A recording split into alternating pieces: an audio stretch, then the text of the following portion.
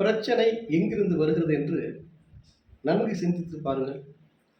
நம்மோடு பழகக்கூடியவர்கள், நமக்கு நன்கு தெரிந்தவர்கள், நம்மோடு பிறந்தவர்கள், நம் உறவினர்கள் ஆக நமக்கு பரிச்சயமான நபர்களிடம் இருந்து மட்டுமே பிரச்சனைகள் வருகிறது.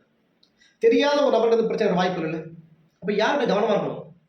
தெரிந்த நபர்கள்கிட்டையும் உறவினர்கிட்டையும் வந்து கவனமா என்ற சொல்லு எங்க அப்படின்னா வார்த்தை பிரயோகம் ரொம்ப ரொம்ப முக்கியமா இருக்குது.